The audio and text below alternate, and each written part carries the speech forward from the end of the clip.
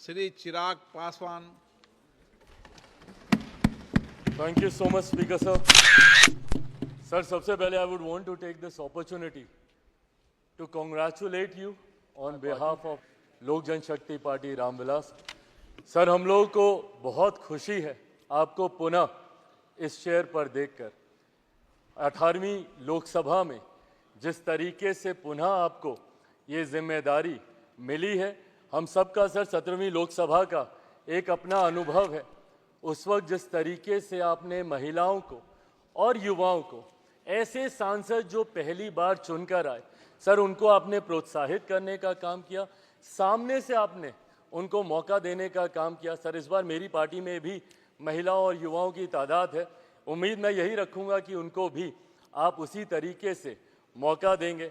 मेरे नेता, मेरे पिता आदरणीय रामविलास पासवान जी के विचारों को लेकर हमारी पार्टी आगे बढ़ने का काम कर रही है. आपने पिछले 5 साल में सर इन तमाम विचारों को इस सदन में रखने का मौका दिया और इस बात को सर कहने में मुझे कतई कोई संकोच नहीं है कि आपके द्वारा जो फैसले पिछले 5 सालों में लिए गए उसने संविधान की मर्यादा को बढ़ाने का काम किया और लोकतंत्र को और मजबूती देने का काम किया. सर, हम लोग चुनाव बाहर लड़कर आ गए हैं. मैं तमाम साथियों से यही आग्रह करूंगा कि जहां चुनाव लड़ना था हम लोग लड़ चुके हैं. अब हम सब की जिम्मेदारी है कि अपने अपने क्षेत्र के मुद्दों को हम लोग यहाँ पर रखें और अपने देश को आगे लेकर जाने की जिम्मेदारी के साथ हम लोग यहाँ पर कार्य करने का प्रयास करें. सर, आज सिर्फ आपको बधाई देने के उद्देश्य से हम लोग खड़े हुए हैं, पर हाँ, कई बार जब विपक्ष के द्वारा कई बातें कही जाती हैं, मैं इतना भी मैं ज़रूर आग्रह करूंगा कि जब एक उंगली आप किसी की तरफ उठाते हैं तो बाकी उंगलियां आपकी तरफ उठती हैं.